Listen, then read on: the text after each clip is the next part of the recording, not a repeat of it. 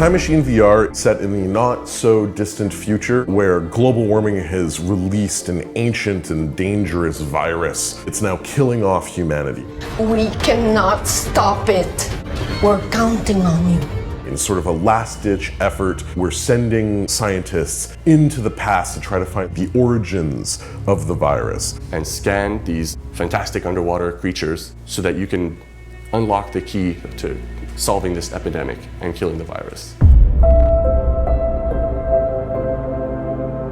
It's mostly designed to be a seated experience. You can definitely stand up and you can walk around, but it's not necessary. You are a scientist, so your primary job there is to observe and to collect data. You can shoot probes at dinosaurs, and they do like a quick scan and collect genetic information.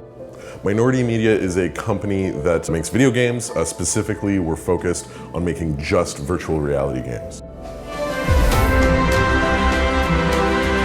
Prehistoric animals in general just capture the imagination. Not many people know things about the creatures that lived underwater back then, and there was some really cool stuff. We also felt that it would allow us to take paleontology and showcase new types of theories and new types of scientific evidence to people, but in a very interesting and fun way. I've been making games for coming on 11 years now. I've worked at companies like Ubisoft, Capcom. I actually studied as a biologist, prehistory and all kinds of things like that. Most of my career has been spent in developing for traditional consoles.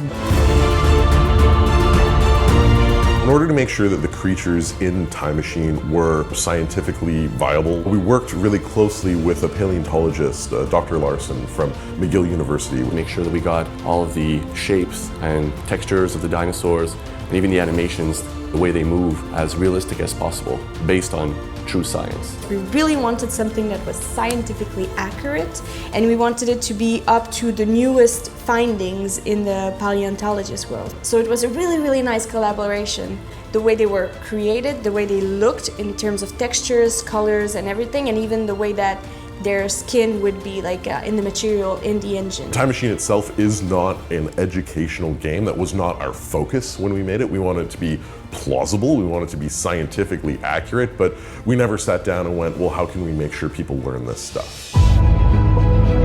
What makes VIVE an ideal platform for Time Machine VR is obviously the headset is fantastic. Having motion controllers really seals the deal. Just moving your hands and seeing them move in the environment changes your perception. You get a better sense of scale. That's something you can't do in any other platform. Using your hands was a fantastic way of being able to control where you move and what you see.